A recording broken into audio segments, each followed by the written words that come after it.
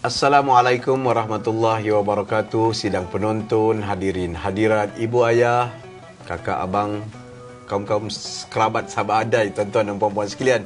Teruskan bersama dengan 30 hari 30 ayat, satu program anjuran Pejabat Menteri Besar dan Media Selangor yang usaha kita untuk mendekatkan diri kita dengan Al-Quran dengan penjelasan, tadabbur dan memahami ayat-ayat Allah. Dan hari ini kita memilih surah Ali Imran ayat yang ke-75, tetap di bawah bimbingan dan juga pedoman daripada Al-Ustaz Fakhrul Razi. InsyaAllah.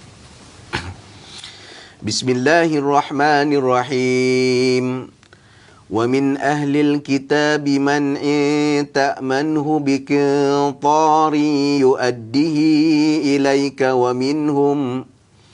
ومنهم من إن تأمنه بدينار لا يؤديه إليك إلا ما دمت عليه قائما ذلك بأنهم قالوا ليس علينا في الأمين سبيل ويقولون على الله الكذب وهم يعلمون.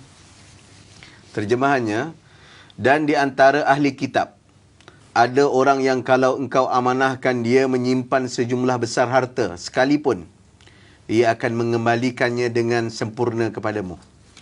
Dan ada pula di antara mereka kalau engkau amanahkan menyimpan sedinar pun, ia tidak akan mengembalikannya kepadamu kecuali kalau engkau selalu menuntutnya.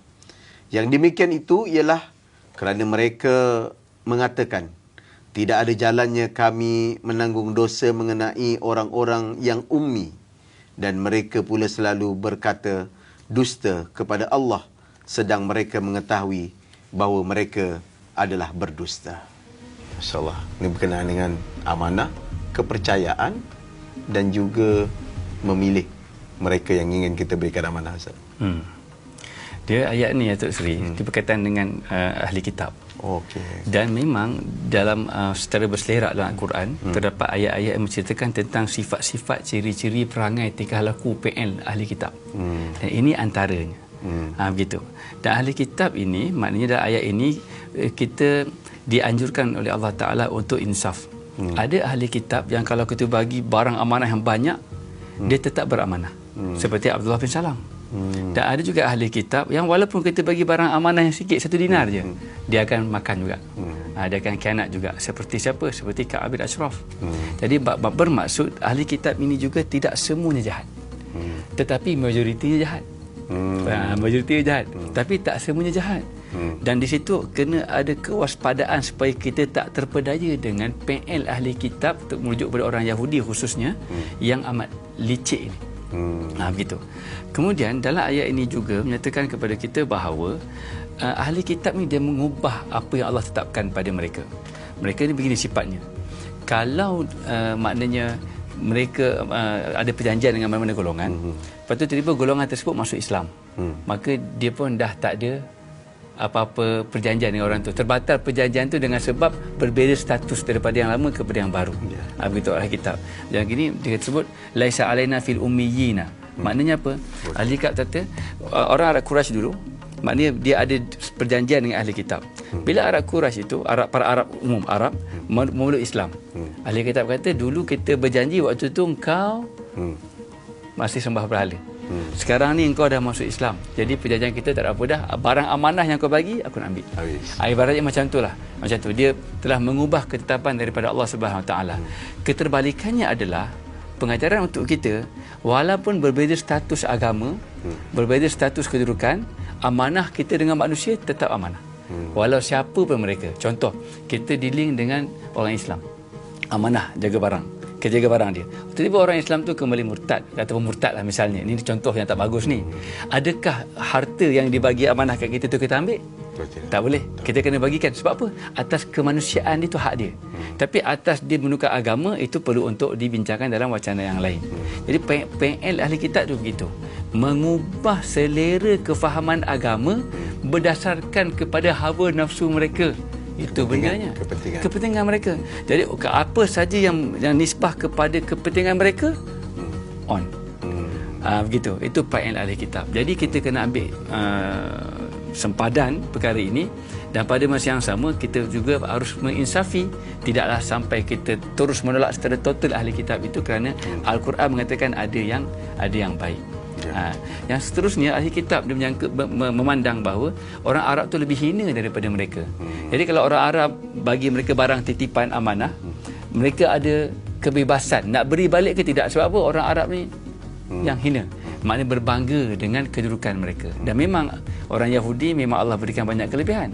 Jadi bermaksud untuk kita punya pedoman, jangan ada sebarang rasa lebih daripada orang lain di atas hak kemanusiaannya. Itu tetap begitulah yang boleh kita huraikan. Wallahu alam. Ya Ustaz, kadang-kadang ini satu perkara yang agak tricky. Ya, memang ataupun tricky. agak sukar untuk kita bandingkan. Allah sebutkan orang yang bertakwa di kalangan kamu adalah orang yang terbaik, orang bertakwa. Tapi ia juga dijelaskan di sini supaya kita tidak meniru perangai serta sikap orang Yahudi yang disapakan sebagai ahli kitab ni, yang merasakan orang lain ni hamba, tak berguna di dunia dan juga dengan Allah lah pasti, atau dengan kepercayaannya. Jadi kita juga kena faham hubungan dengan Allah tentang keimanan tu, memang kita yakin ini jalan yang benar, Islam dan sebagainya, itu jalan dan juga hala tuju yang betul. Tapi dengan aspek kemanusiaan, kita kena ada sedikit keseimbangan supaya tidak jadi orang yang melampau batas. Ya, dan ini sebenarnya kalau kita nak lebih lanjut, dapat diaplikasikan dalam konteks masyarakat majmuk. Masyarakat majmuk dan negara kita, dalam konteks pimpinan nak bawa pembawaan pendekatan Islam, tapi kita ada masyarakat majmuk. Ayat-ayat seumpama ini perlu digali dengan lebih teliti dan insaf. Bukan di sinilah tempat dia. Ini hanya pembuka-pembuka bicara saja, Datuk Seri.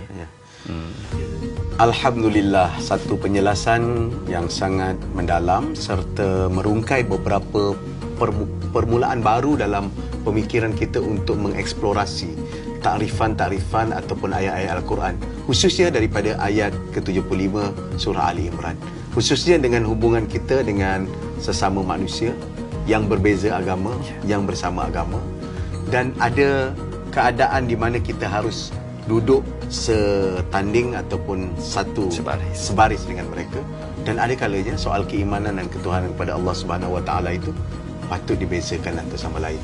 Ini satu pembukaan ruang yang sangat besar untuk kita mendalami, dan sedang penonton harus mendalami, memahami daripada tuan guru ataupun alim ulama yang lain, dan memahami ayat Al-Quran yang begitu kaya ini.